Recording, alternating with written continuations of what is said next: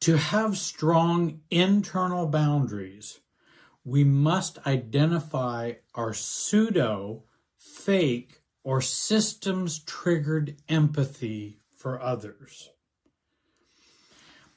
Why is that important? And again, the title of this video is We Must Care Less to Set Internal Boundaries. Does that mean I want to teach the world to not be caring about other people? No. I'm a very caring person, actually overly caring, codependently caring for many decades. A pastor, bishop, a therapist, a coach. I do care about other people, but I don't want to care about them in a way that triggers me to leave me behind in that process. And there is this type of empathy which does do that. It's important to understand that often our caring for others isn't true caring or empathy, but it's actually emotional enmeshment. That's not caring. That's emotional enmeshment. And so I preach this and teach this all the time because I think it's so important.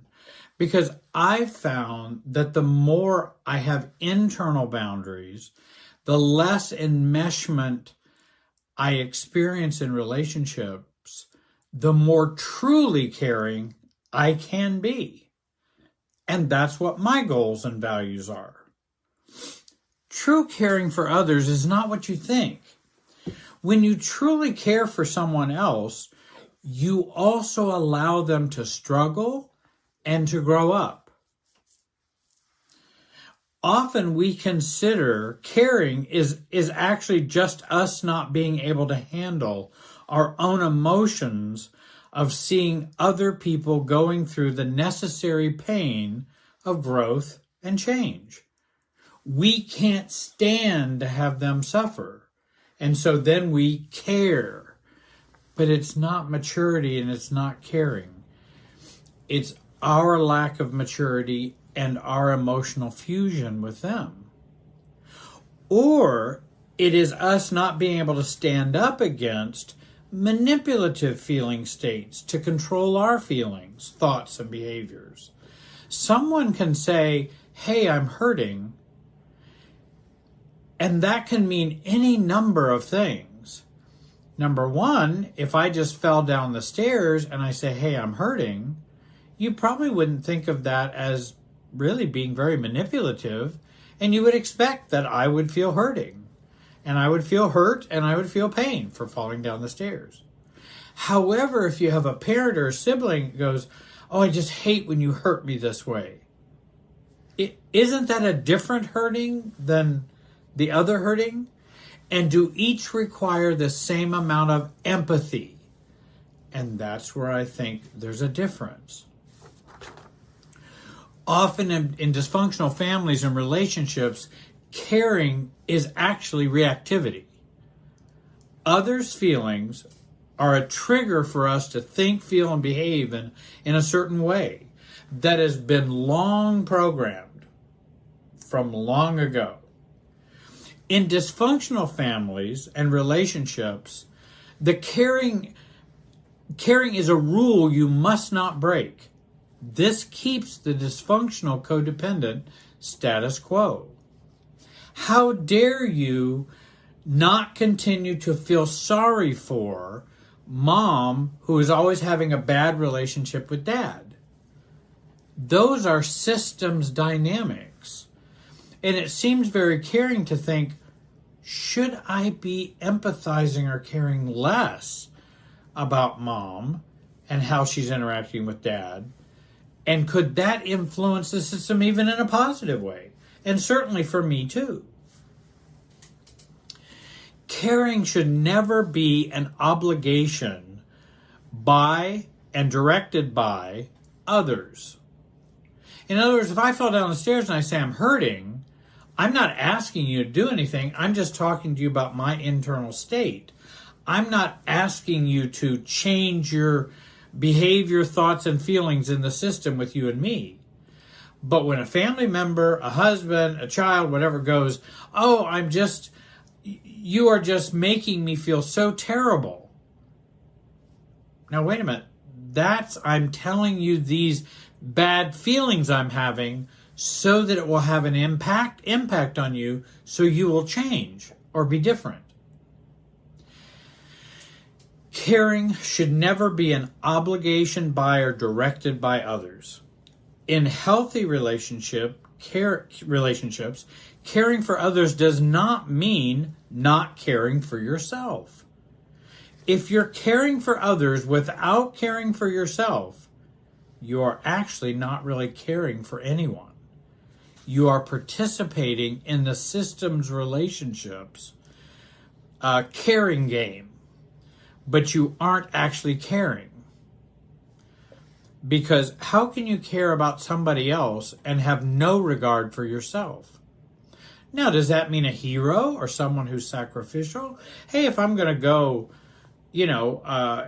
pull someone. Well, I remember there was a car wreck that two elderly people in a car had flipped over, and I was the only one around, and I stopped and I got them out of there. They were upside down, got them out of their seat belts, pulled them out of the car. I got cut with glass and all of that. So was I being selfless? In a sense, I was, but this was my values that I felt was important. And they didn't have this wreck and want me to pull them out of the car to manipulate me to do anything. I didn't owe them. I didn't, they weren't saying, now, if you really loved me, you'd come over here and get me out of this car. There was no external pressure in that way. Now, could that mean I might get cut up? Yes, there is some sacrificial caring we can do, but we want to do that out of our mature self, not out of our inner child, neurotic, old issues self. I hope you'll like and subscribe and comment on this video. Boundary problems begin with fusion or enmeshment with another. We cannot set or maintain boundaries because we overfeel with them. And that's one of the things about setting internal boundaries. We overfeel. There's too much transference of emotions back and forth between us. And that's often what is the fatal flaw with setting boundaries. And it will ultimately make boundaries into no boundaries. Also, our trauma or fear will bond us to other people in an unhealthy way. And when we worry about what they will do, feel, or think, we over-empathize. We share too many emotions flowing back and forth between us, and we need to stop this. So if you notice, I'm saying stop allowing the flow of emotions back and forth between you. And one way to do that is think about as not caring. But actually, you can actually mature and actually care more if you practice that. And I found people to do that. I did that. I felt like I was so free to care in a much different way. Once I didn't, and I remember Edwin Friedman, who's a great author, he said, so we learned how not to care so we can actually care. And that's the paradox with self-differentiation and relationships. The more you don't care, the more you can actually care.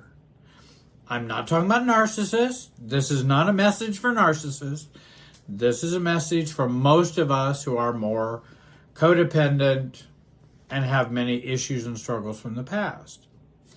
And with that emotional flow back and forth, we keep pinging each other with those feelings. Reactivity, looks, attitude, behaviors, voice tone, words, as well as systems anxiety. We're programmed to have this anxiety in this situation and an action-reaction process. I remember when I was studying and went through chaplaincy for pastoral counseling, And that was one of the biggest things when you go in to talk with someone who's a patient. We were all codependents, and most all of us overcaring Christians and overcaring chaplains. And so we'd go in and, we would just be overwhelmed by their pain, their feelings, their, suffering that they're going through.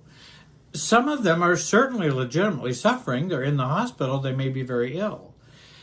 But I'm not going to be able to hold space with them and to be with them in a real, mature, caring way if I stay stuck in that emotional transfer back and forth between them and me, which I learned growing up in my family. That was the norm. And so we had to learn how to care less.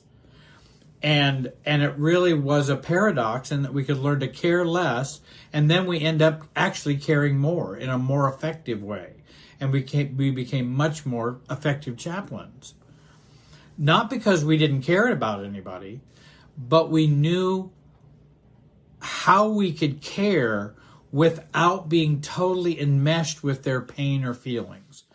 That's the internal boundaries we want to have.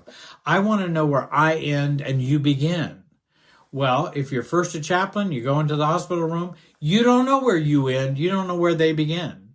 It's all just meshed together. And then, of course, many times we get manipulated. We might even manipulate them.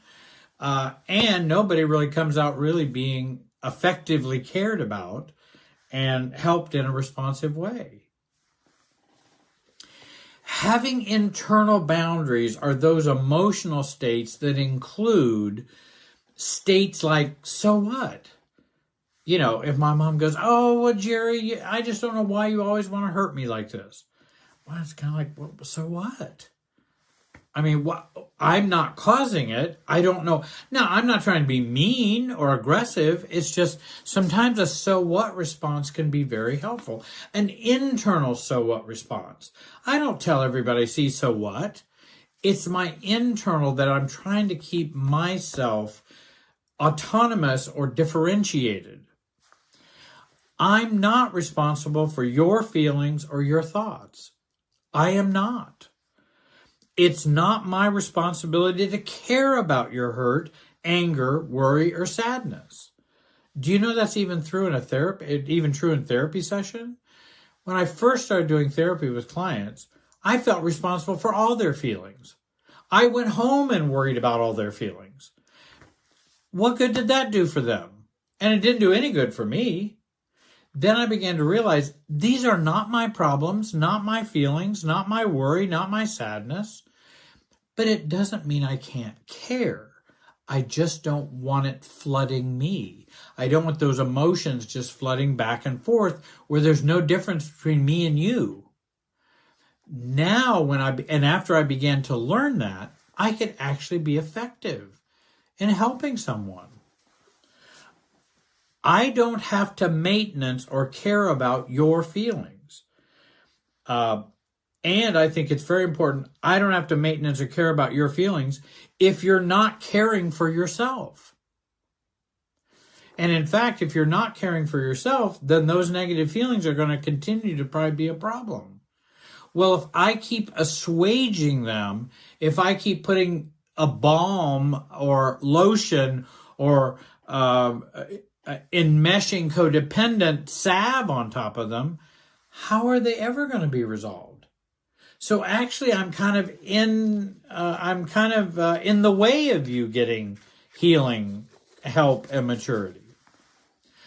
Others will use their hurt, anger, upsetness, and disapproval, making us feel we are causing them to keep bonded to us.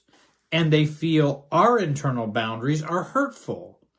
Like, sorry to hear you're feeling hurt, Mom. I think that's a reasonable comment to feel. And I'm saying, I'm sorry you feel hurt, Mom. But inside, I'm going, it doesn't matter to me. That's your hurtness. And many times that hurtness is meant to get me to do something else. So I can still be appropriate as an adult. Sorry to hear that. But I'm not feeling guilty. I'm not feeling ashamed. That's your feeling of hurt. That's your anger. That's your guilt. That's your upsetness. And we, of course, want to take responsibility for our own behaviors. If I have intentionally hurt someone, then I should feel healthy shame. That's appropriate. But it's not appropriate for someone to feel hurt to make me feel shame. That's not appropriate, and I'm not going to care about that, if that makes sense. It's not hurtful for me to not get involved in your emotional life, especially if you're not taking care of your own emotional life. I'm not being hurtful by staying outside of it. That's not hurtfulness. It may be interpreted that way. Well, and I'm sorry it's interpreted that way, but it doesn't mean that's how I really feel. For example, my boss, I had a boss once, and she would feel hurt so that I would feel guilty and comply. When actually I had done nothing to hurt or upset her. But her hurt would flow to me, and I would want to fix or assuage it. I would over-sympathize with her. But actually, it just kept the old pattern just going. I needed to learn to not take this signal as anything I need to fix. Jerry, I just don't understand why you don't respect me. By the way, I had done nothing to disrespect her. I've never told anybody I disrespect her. There's been no communication that way at all. So is that something I should fix? No, it's her distortion. I'm sorry that you feel that way. But I'm not going to get involved in that. That's my internal voice. And I would begin to work to tolerate others' pain, tolerate others' hurt, tolerate others' anger, and tolerate others' upsetness as theirs, and not having it flow in here to me. Again, I'm not talking about being uncaring to other people. There are times to care, there are times not to care. And many of us get those confused. I was hoping this video might help a little in clearing that up. We can care when others are having true feelings of hurt or upsetness, and they are not used to manipulate the relationship system or the relationship dynamics or to get us to change or react. I want to thank you for watching. Have a great day and be wise.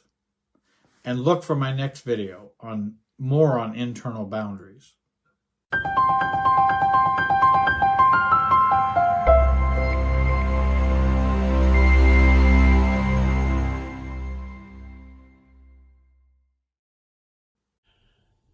Hi everybody. My name is Jerry Wise. I'm a life and relationship coach, and you can find me at my website jerrywiserelationshipsystems.com. This is the fourth in a series of 7, talking about the 7 characteristics of a mature inner adult, mentioned in the book Growing Yourself Up by Jenny Brown. I want to tell everyone that this video, as well as all of my videos, will be on Spotify, iTunes, Google Podcasts, and you can also go to anchor.fm to listen to this on the go, online, offline, and for free. All of my videos will be going up. My music I wrote and sang is also up on Spotify. You can also see photos of me with hair, with that particular music choice. This video is about an important concept for Bowen family systems theory.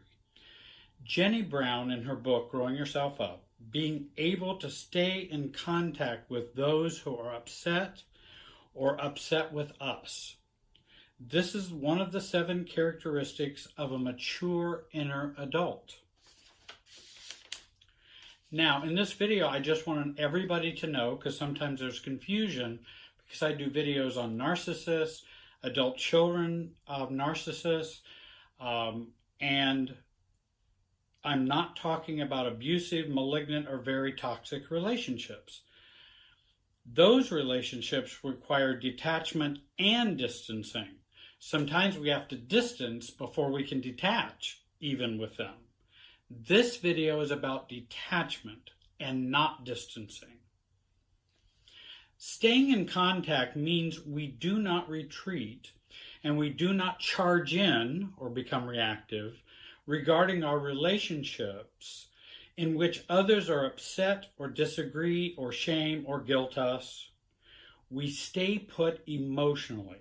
We stay non-reactive. Now, why is this important? Why does it matter? Why don't we just cut off and emotionally run away or avoidant? Because this practice and process of staying put emotionally and staying non-reactive helps us to calm down overall in life, calms the emotional field that we operate out of, calms the automatic self, and I think affects the limbic system, that automatic, unaware part of us. And it is an opportunity for us as adults to stand up for the little child within us, to stand up for us and stay put. We then become more of the non-reactive self, more solid self, real self, a mature self. We become less scared over time, more solid inside. We eventually feel better inside. And we feel good that we have brought more calmness to a very uncalm relationship. And we have brought calmness to it. When we don't detach, and when we distance or cut off from others, we do it because we cannot handle someone else's upset. The good news is we don't have to handle someone else's upset. Let me say that again. We don't have to handle someone else's upset. There are some people say, I don't care at all what anybody thinks. That's often not a very self-differentiated statement. We do care about what other people think, but we allow them to be them and us to be us. So there's nothing wrong with staying connected. Those people have disconnected. I don't give a flying fazua about what anybody thinks about me. I always see that as more bravado and more of a cutoff in bravado. When we distance or cut off or become avoidant, this has an internal cost to us. It is a de-selfing. It hurts us when we do this, distancing out of our fusion, our immaturity, or out of our wounded inner child. Because then we keep wounding them when we don't stand up for ourselves. We want to learn and practice to detach and not distance. When others feel upset or are upset with us or disagree with us, then we want to detach. We know where I end and you begin. Let me give you an example. I had a client who had a severely underfunctioning family. I mean, very severely underfunctioning. And she became kind of the golden child, put herself through college, making very, very good money. The rest of the family was underfunctioning, could not get their lives together, wouldn't get jobs, all kinds of things. And the family had trained her since childhood to feel sorry for mom, dad, the sister, and to caretake for them over and over and over again, to the tune of tens and tens of thousands of dollars. Houses, all kinds of things. She has learned to run away from them and then give in, then run away, and then give in, and then caretake, and then feel sorry for them, and then feels guilty about doing well financially. She strategized and practiced and role-played about being herself while staying connected with her family. She worked on her childhood pain and her paradigm about how she thought about her family, what she owed them or what she was trained to owe them. Excuse me. She then felt stronger so she could then resist her family's asking, pleading, and demanding for help. She practiced doing the broken record to her beliefs and her own I statements. And she prepared herself to not run away nor cave in, leaving them to their own upset and their own feelings, not taking responsibility for their feelings or their decades of underfunctioning, or feeling guilty about her success and the hard work she put in to get her undergraduate degree, her graduate degree, get a phenomenal job in her industry. As an example, her dad wanted her to take care of his lawn care and pay for his cable. He has been a hoarder, detached, non-involved, sometimes abusive father growing up, a failed CPA, dependent, never would care for himself or take steps to get help. Also, he didn't do much in terms of taking care of the family growing up either. She was able to say, "Dad, I know you would like to have me pay for your lawn care and your cable, but I choose not to."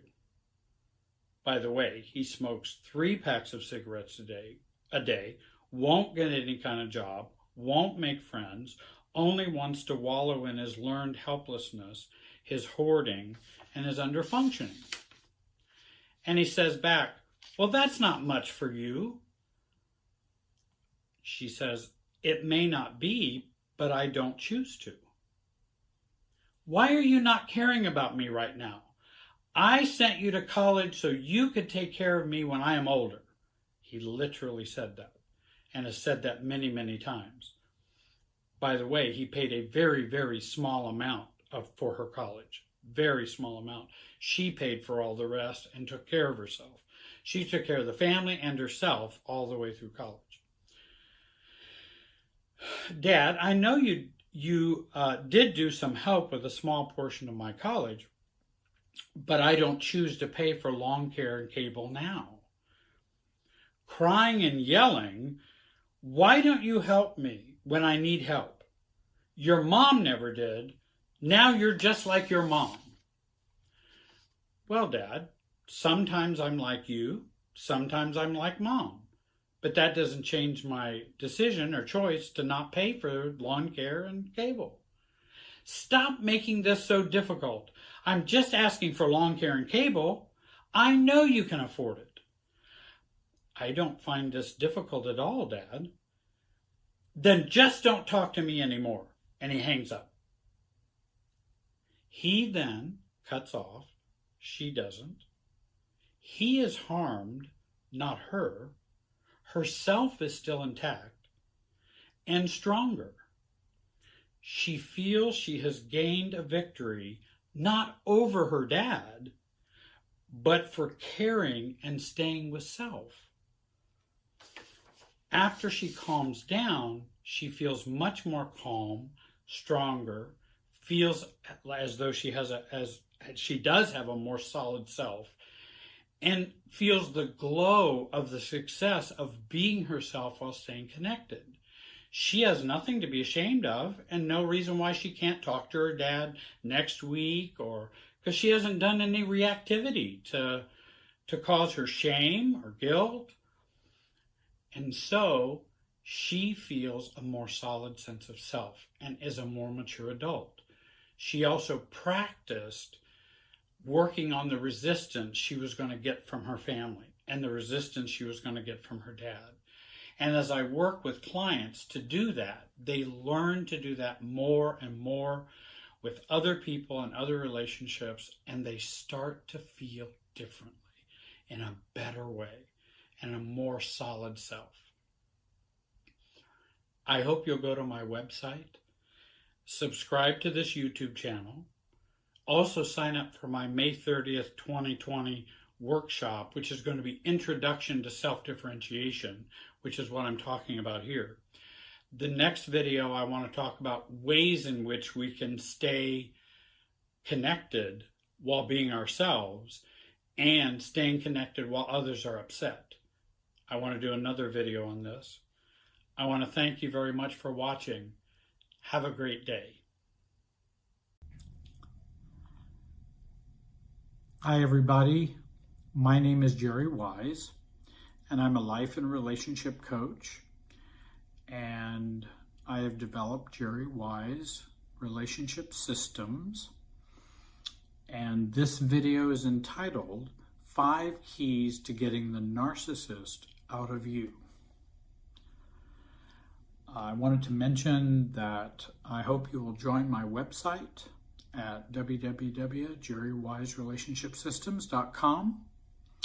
And there you'll find exclusive content that you won't find on YouTube, that I have videos, worksheets, workshops that I've done in the past, and I've put up those handouts. Those are on the exclusive content on my website. I work with ACONs, adult children of narcissists. I work with adult children of alcoholics and those who've grown up in dysfunctional families. And particularly those who have been caught having been narcissistically abused in their relationships, and how they can get out of those relationships, and also how they can get the narcissist out of them, which is very important. The first key is to use a paradoxical acceptance tool that I think can be helpful, and that's discovering the downsides of doing a good thing. In other words, if someone has a narcissist, let's say a woman has a male narcissist that has been causing them lots of problems in their relationship, and let's say they've even done some exiting of the relationship, they still tend to have the narcissist in them, because that's one of the things the narcissist wants to do, is they want to be under your skin. They want to be in you. And the same is true for narcissistic family members. They want to be in you. They want to be under your skin. They want you to be participating in that emotional family dynamic field in which you play your role. The same is true in a relationship, that the narcissist wants you to play that role in that relationship in which you internalize them. They don't internalize you. You internalize them. They want you for you to internalize them so that they can stay self-focused, self-absorbed, and doing what they want to do. And you should be dancing to their tune. And that's what narcissists do. And so what we want to do is to examine not just the upsides of, say, letting them go, but to examine the downsides. If I let them go emotionally, and if I release them completely, what are some of the downsides? And again, that's where family systems and a systems approach can be helpful, because we look at the paradoxical part of doing good things. We look at the downsides of doing good things. Just like if we give up our guilt regarding someone else, or a parent, or a friend, or if we give up that guilt, what do we fear, or what do we believe will happen that will be down? Because that will be a downside, because that's what keeps us connected to the guilt or the shame or the obsession. Because if we let that go, bad things would happen. Now we think, oh, well, there would be no bad things. I would just let them go and my life would be wonderful. Well, if that were true, then you would do it. The thing is, there's those hidden downsides that we want to look at, because that'll help us release and let go of the narcissist. So what are some of the possible downsides of letting go of a narcissist? Whether a family member, a spouse, a friend, a narcissistic church, a narcissistic boss, a workplace, anything that has the dynamics of not caring about you and you're supposed to care completely about them. So what are some of the downsides? If I let go of the narcissist, then, and here are some of the things I've heard, there are many more besides this, but here's some of them. I will be alone. And to not be alone, I will continue to obsess about a narcissist, or I will continue to engage in that relationship, or fight back and forth, or continue to argue to stay in the relationship. Not that I want the bad things happening in the relationship, but I'm not ready to let go of the relationship because I fear I'll be alone or I'll be abandoned. And so we hang on to the narcissist within. And here's another downside. Well, if I leave them, my parents will think I'm crazy for leaving them. My friends will think I'm crazy because they think we have a wonderful marriage, when actually in a narcissistic marriage it's not wonderful. But oftentimes it may look good on the outside, but it's not good on the inside or not good at home. And so we'll think other people will not accept me or will not understand what I'm doing. They'll think I'm being crazy. Another downside I've heard is I will have to give up hope that I can change or that I can perfect him or her.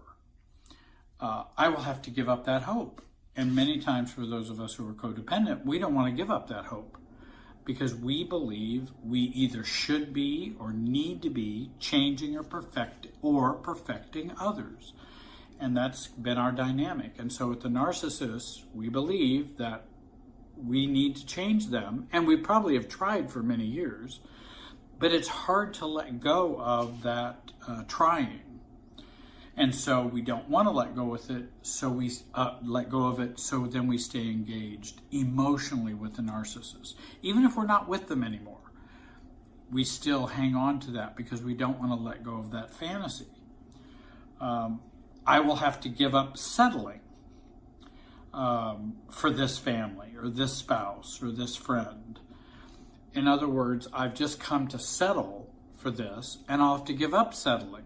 Well, I don't think anything good's possible. I don't think anything better is possible because of what I think about myself. So I don't want to let them go unconsciously. I don't want to let them go because then I'll have to deal with settling my expectations, what I need or want for myself. I don't want to have to deal with that. I don't want to have to struggle with that. Another reason we might hang on to a relationship, whether family members or other friends, spouses who may be more narcissistic, is I'll be left with me and just me. And that's not a good thing because I don't like me. I don't care about me. I don't feel good about me. So if I have them out of the picture and really let them go, guess who I'm left with? Me. And I've never liked me.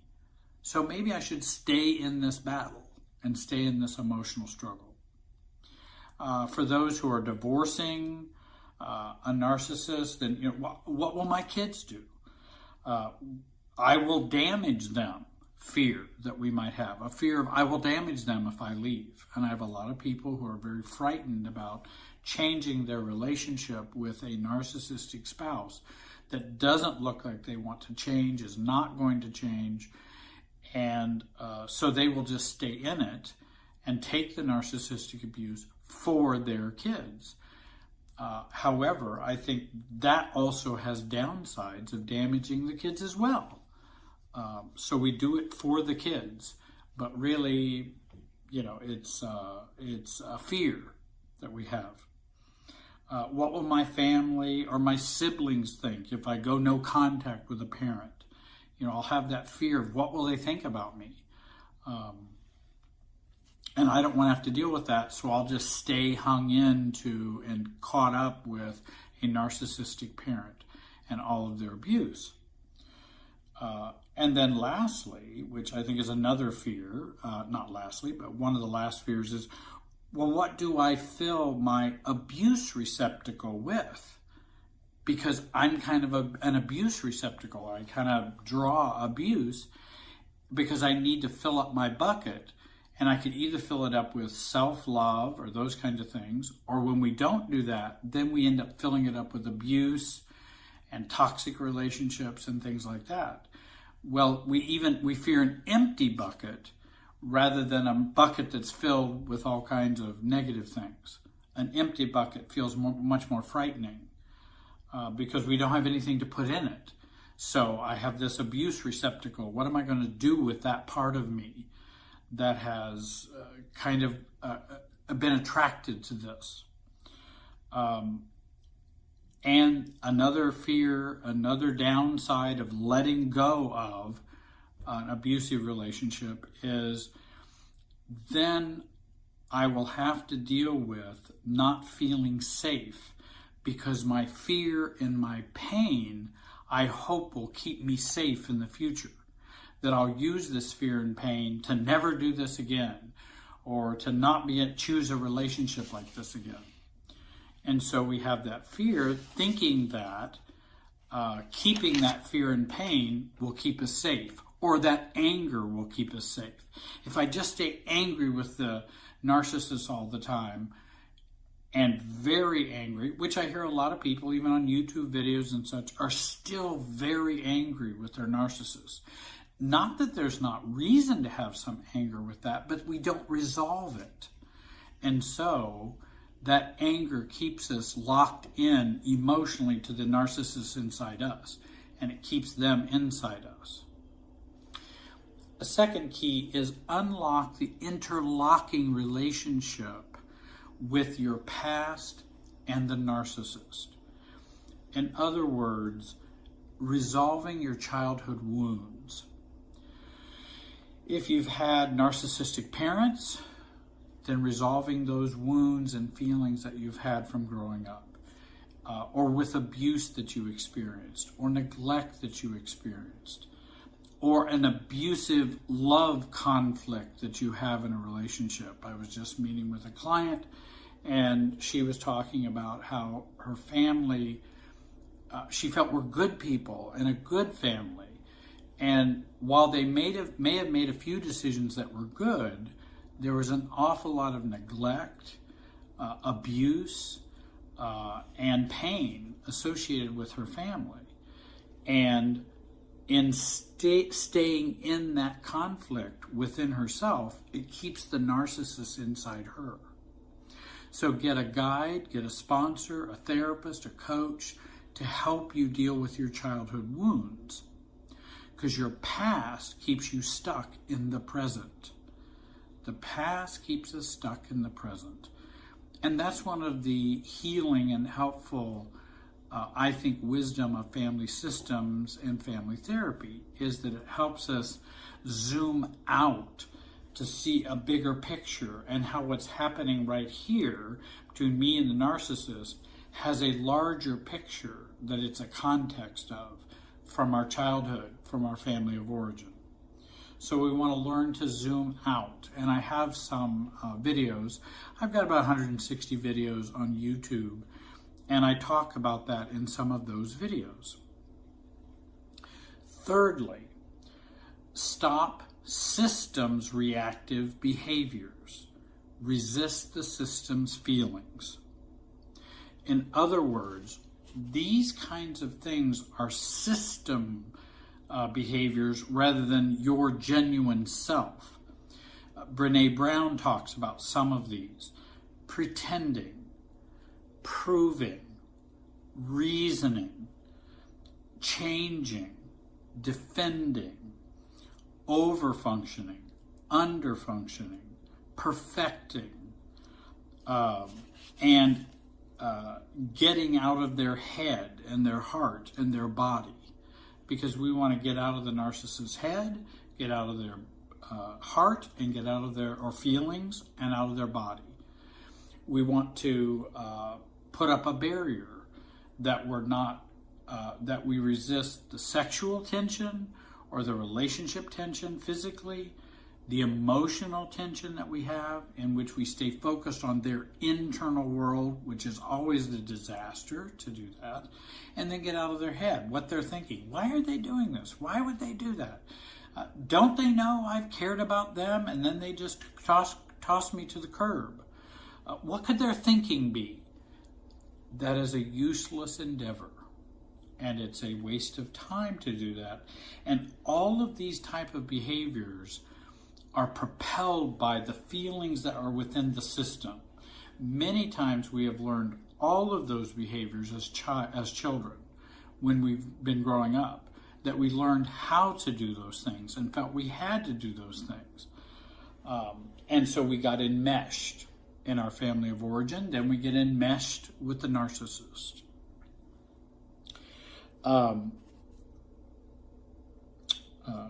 And it's important for these type of behaviors that we use our executive function, our will, our choice, to not pretend, to not prove, to not reason, to not defend ourselves, etc., and not overfunction or underfunction.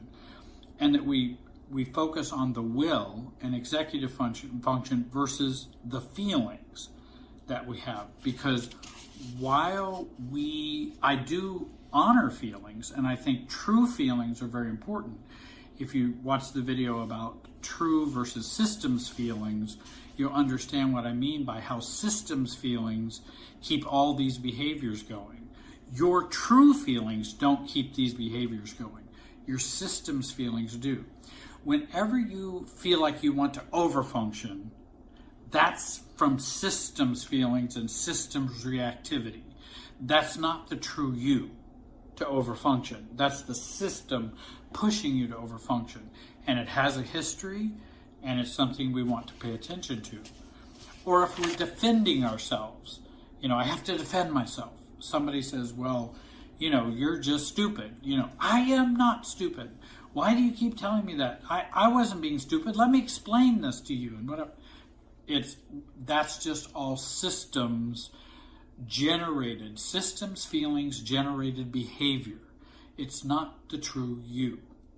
So we want to work at resisting those systems, feelings, behaviors. And those we can stop by choice. And then we can resolve our feelings that are underneath that and what's going on within the system if we can look at the system and how it functions. And it can be helpful to get a coach to help you begin to look at that. Fourthly, resist the obsessive thinking. Very important. And this is where, when we have a breakup with a narcissist, or we leave our family members, or some of them who have been narcissistic, we then experience this internalized narcissist in us regarding obsessing. And we just obsess, much like when we have an addictive relationship, we just obsess and obsess and obsess. And the narcissist might be calling you stupid. There are many examples I could use, but I'm using very simple ones for this video. But, think about it, stupid. And you may have been told that by, what's wrong with you? And then later, when we have separated from the relationship, the internal narcissist, that narcissist is still within us, because then we go into, well, why did I let her say those things to me? How idiotic was I to do that? And secondly, we can also say, I never was stupid. She was gaslighting me. But why didn't I see it sooner? And I wonder how many times she cheated on me. I was such a sucker and such a fool to not see that. And then we also kind of end with, well, I can see now the only relationships I attract are crazy narcissists. I'll just be all alone and screw love. Stop shooting yourself with the same bullet. The bullets we get from the narcissist, we load into our own gun and shoot ourselves with it. We're shooting ourselves with the same bullets we got from the narcissist. And we want to stop that shooting. The bullets could be cheating on you. The bullets could be you're stupid, calling you names, gaslighting you. All of those are bullets. And then we turn them on ourselves and shoot ourselves. The narcissist continues to live within us. And we don't want to do that. We want to resist those obsessive thoughts. Remember, we can't stop thinking by doing more thinking. That's mostly true except for using cognitive behavioral therapy or something like that. Like the book Feeling Good, The New Mood Therapy by David Burns. You go in there and think, and he also teaches you how to think rationally. Rational emotive therapy is helpful, and that can be where doing more thinking can help you stop thinking. Other than that, we're wasting our time doing all of this thinking by thinking more, because obsessing about the obsession doesn't help much. And an obsession increases the harder and stronger the energy of the narcissist is in your head. As the obsession increases, then they are at work in you. And we don't want them in there. We don't want them in here. We don't want them in here. And then fifthly, turn your obsession to self-love, inner bonding, and self-care. Whenever you obsess or whenever you think about the narcissist or the narcissistic family or the narcissistic friend or the spouse, turn your thoughts towards you, towards self-soothing and self-care, rather than continuing the obsession and trying to think how not to obsess. The way not to obsess is to turn the focus towards you. Because as much as we have been obsessed with someone else, and often we are with a narcissist, that means we are abandoning ourselves time and time again. And we may do that even after we end a relationship with a narcissist. So, for example, my narcissist said she didn't like my friend Andy. So I will call Andy and plan time with him. Because I can do that without guilt or without shame. I don't need to think and rethink and refigure out why she said that. I just want to call Andy and plan a time with him. And I will also ask myself, what else do you need, Jerry? When you're obsessing, ask yourself, what do you need? What are you needing? What are you desiring? And that begins to break that obsession. This inner bonding, we want to get to know our inner child and get to know our inner adult. Become as bonded with yourself as you are obsessed with the narcissist or the narcissistic family members. So that's a good key in balance. The more obsessed you are, the more self-focus you need. Margaret Paul's books, Paul, are great for inner bonding. I like those. She has a workbook. Charles Whitfield talks about the inner child. There are good inner child books out there by John Bradshaw and others. Use those rather than obsessing. Focus on you. And remember, your well-being is not dependent on others. I hope you'll join my website. Just click on the login at jerrywiserelationshipsystems.com. Sign up. There are packages for exclusive content. Also, if you want to, the middle plan, I think that we have on there, gives you a monthly group meeting that can be done with me and to help you along your way of healing. There are workshop notes in the exclusive content. There's going deeper videos. I've got 4 or 5 up there now. There's online notes, workshop handouts. You can also see me one-on-one. You can make an appointment online. You can pay for that online. We can meet, you and I, or again, via a group if we do the silver plan, for example.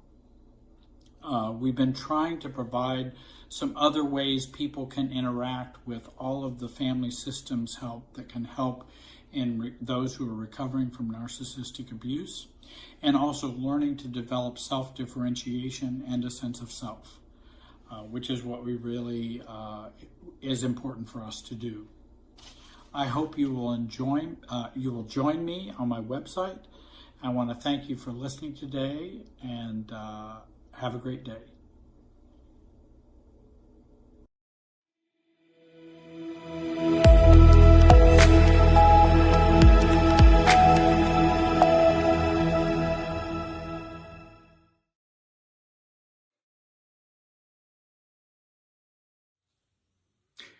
Hi, everybody. My name is Jerry Wise, and I'm a life and relationship coach.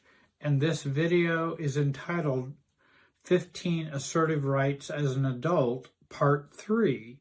And these are the assertive rights 11 through 15.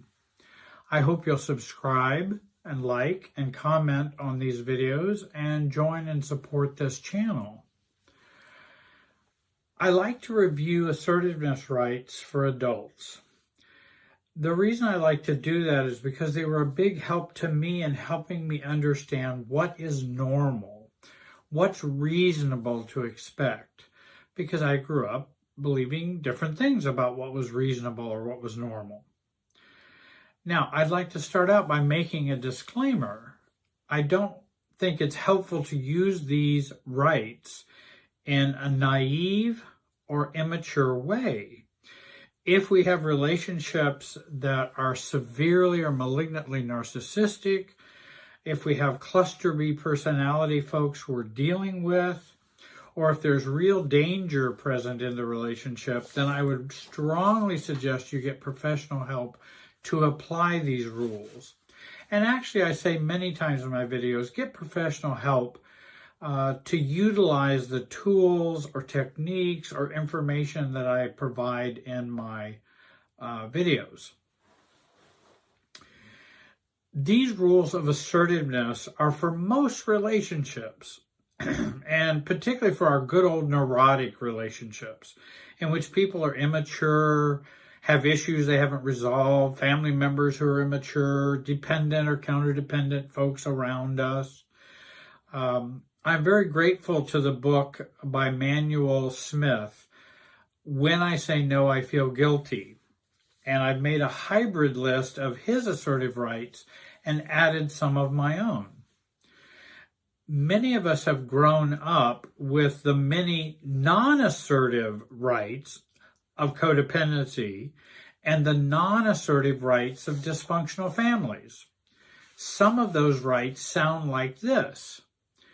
You always must answer any question that an adult puts to you to be polite. Everyone has the right to know your reasons and excuses for what you want and your decisions and your preferences. And everyone has the right to ask you about these. And you have a right to respond and tell them. Or that is your duty to respond to those questions. Another rule or right, if your preference goes against the group, you should always yield to the group to reduce your anxiety and become acceptable. If your preferences, wants, needs, assertiveness, or boundaries make anyone feel uncomfortable, then those must be wrong. You must be wrong. If you love someone, you will always worry about them. And if they are going through a tough time, then you should worry about them even more. You must always help someone who asks you for help. It is never Christian or spiritual or godly to refuse to help someone.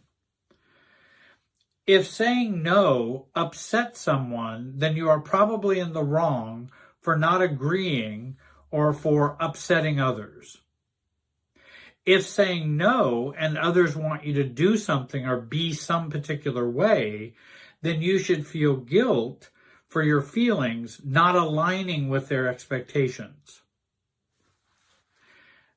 Being an outlier by saying no means I am defective or wrong or immoral, or that I should think less of myself, that I'm just being contrary and I'm just being a troublemaker. Those are some of the rules that many of us have grown up with as being normal. But they really aren't what is healthy, normal, mature, and self-differentiated. Let's talk about assertiveness right number 11. You have the right not to answer questions. Questions, as many of us know, are often used in a manipulative way and are not asked for our benefit or in mutual benefit of you and I. Certainly, if someone cares about us and there is concern for me and we have a warm relationship, then of course we can answer questions. We do that all the time. But, if I don't know the reason for the question or wonder about the motive, then I may be hesitant to answer that question.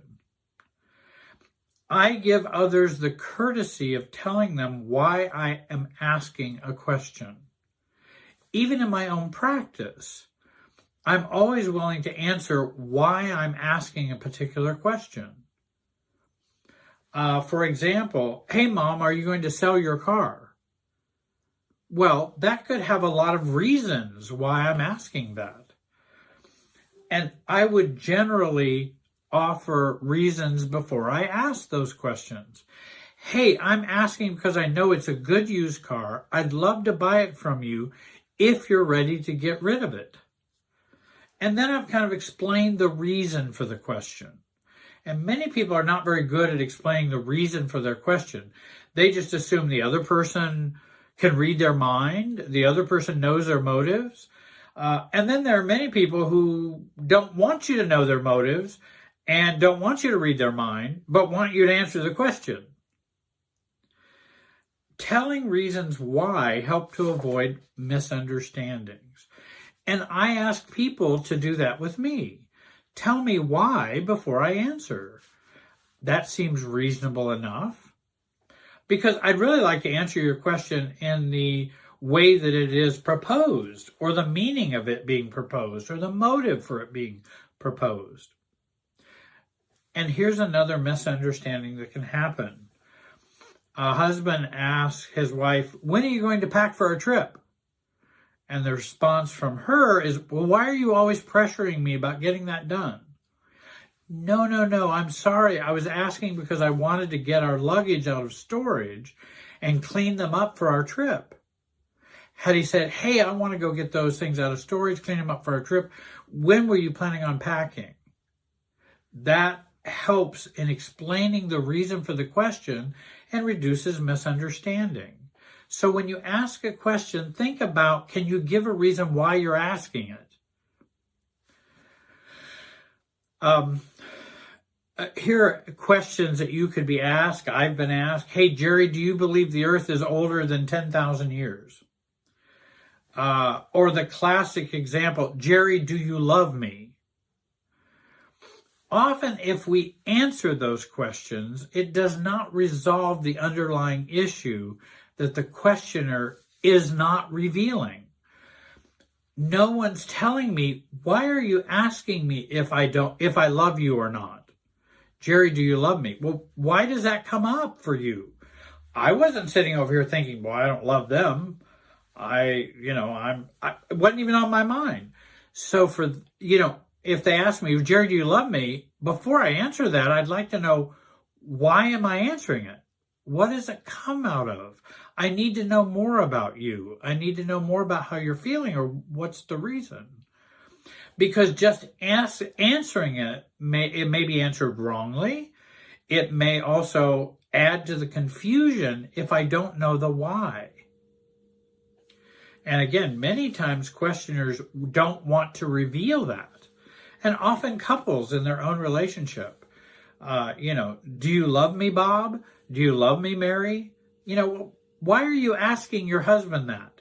I understand there could be reasons why you're having tension, friction, or why you may wonder that, but share why you're wondering that. And then you can ask the question. I ask the simple question, why do you ask? Because many times it is a test, or it sounds like a test, in which I will pass or fail. Where did the question come from? And if I know it's not a test, then I have much less problem answering it. But if it is a test, then my hunch is answering the question will not resolve the test or the reason for the test. And questions are often tests. I work to avoid these tests. I focus on the process versus the content. Why are you asking versus what you are asking in terms of these questions? And ask, what's going on here? I ask. I always want to go deeper, or I may wish to ignore the question. Because it sounds like if you answer the question, you may be in deeper hot water than what you were before. And I'd just soon not be in hot water. And if someone's feeling insecure, for example, do you love me, Jerry? Oh, you're feeling insecure. I see. If I knew that, I would say, I'm the same Jerry I've been for the last 20 years and feel the same way. And that would be a better answer than yes, I love you or no, I don't love you. Because obviously if I say yes, I love you, that may not resolve the underlying conflict or issue with them. The next assertiveness right is number 12. You have the right to have your own negotiable and non-negotiable preferences. I have a right to, and my own preference to have people take photos of me or not. Or to have a preference, I like to go to Mexican restaurants. Our preferences are a part of who we are. For negotiable preferences, I don't have the right to prevail, but I do have the right to prefer. So maybe I like going to a Mexican restaurant and you like going to get sushi. Well, just because I like a Mexican restaurant and you like sushi doesn't mean I should prevail. And it's okay. I'll go eat sushi, get a salad, or do something if I'm not big on sushi. So I don't have to prevail in that. For non-negotiable preferences, I have a right to prevail and not just prefer. I have a right to prevail. I do not want you to use that language with me. I don't appreciate that. It is disrespectful. I need to prevail with that. And if prevailing means I need more distance or separation from you, I will do that. Because that's non-negotiable. I'm not going to accept that. That's a boundary. So we all have desires, wishes, opinions, and we all have our own self-understanding. And we know some preferences are non-negotiable. A book used for a study group or a Bible class may be a preference, but it's negotiable. If we use other books, that's okay. I think I'd like this one better. But if we use that one, then it's negotiable. That's fine. But I still have a preference. Let's say someone asks me not to talk to someone because they are no longer friends with them. Now that's not negotiable. I decide who I will talk to. You can describe for me the problems that you've had with that person, but that's, that I decide what I want to do in terms of my relationship with them. Because my relationship with them is not exactly the same relationship you have with them. And that may be non-negotiable.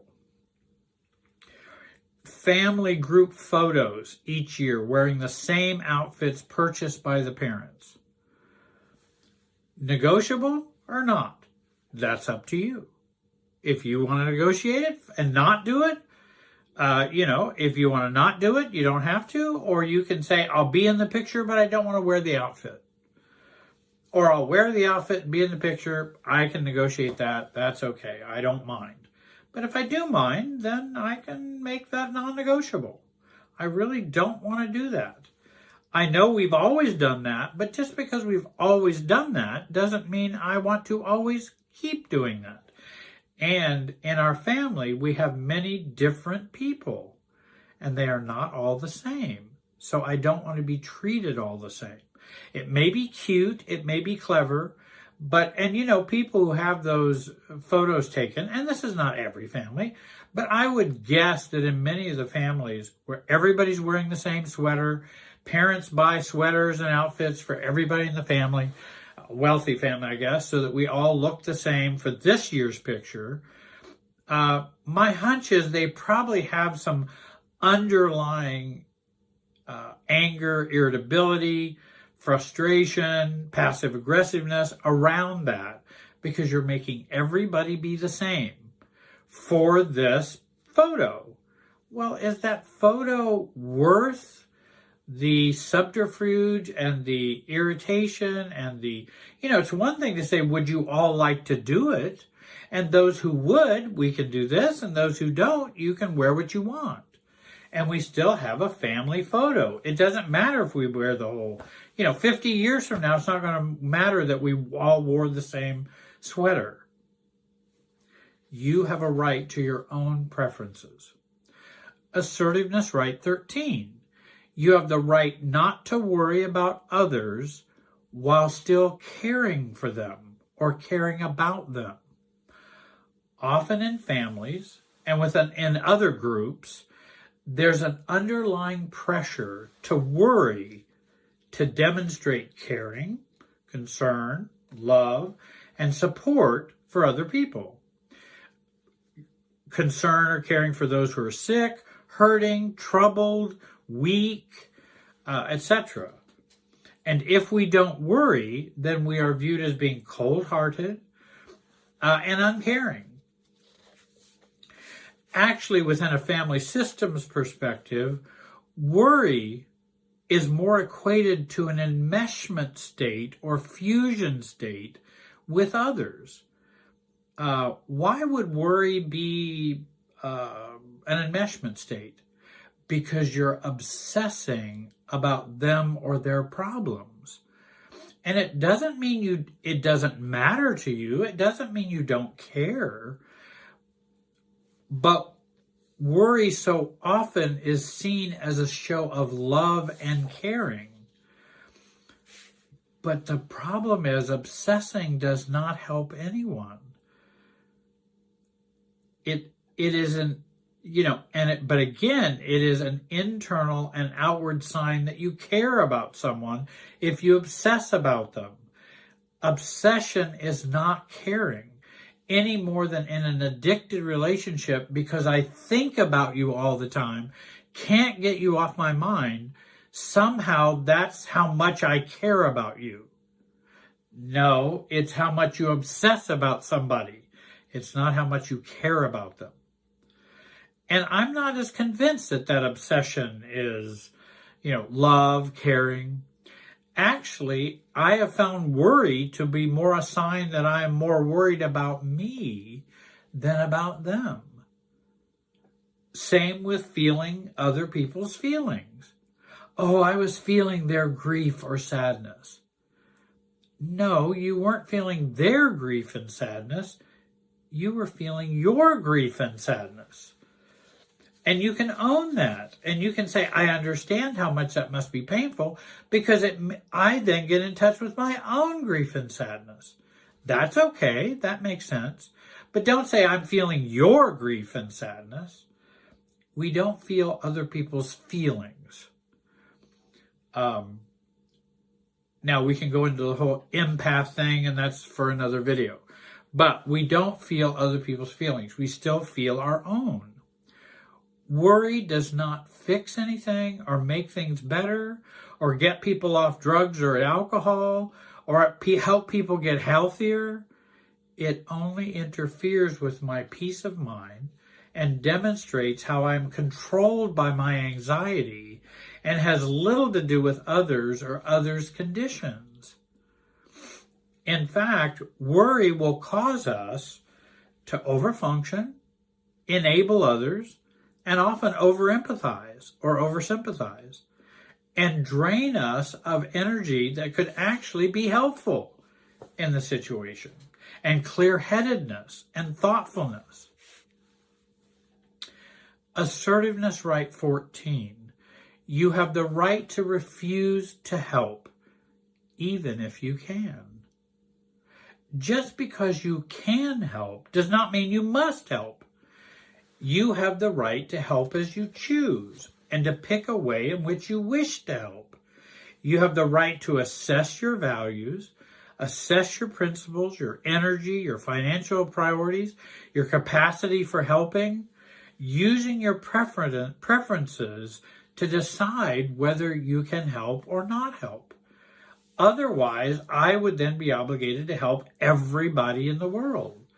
Well, I would end up sick and probably dead if I tried to help everybody in the world. And many people in the world need help, but that doesn't mean I can help everybody in the world.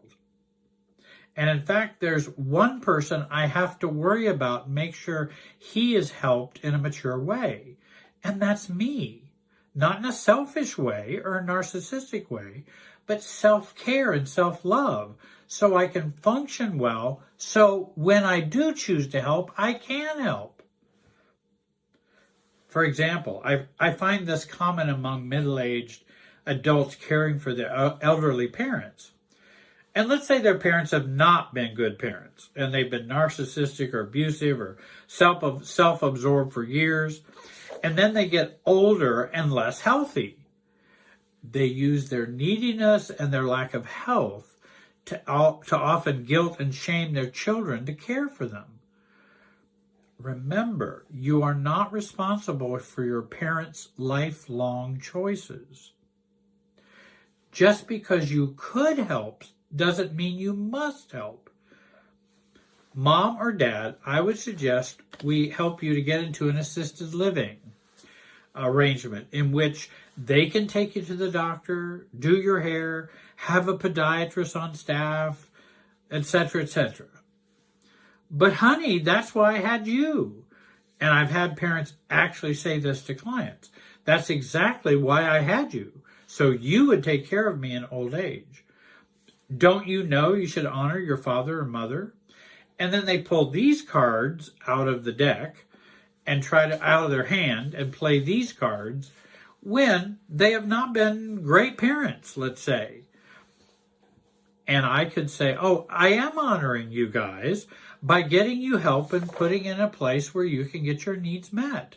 But I don't choose to do that, and I don't have to do that. I may not choose to be heroic and do everything possible so they would never have to leave their home, never have to lift a finger, or never be inconvenienced, or never have to deal with getting older.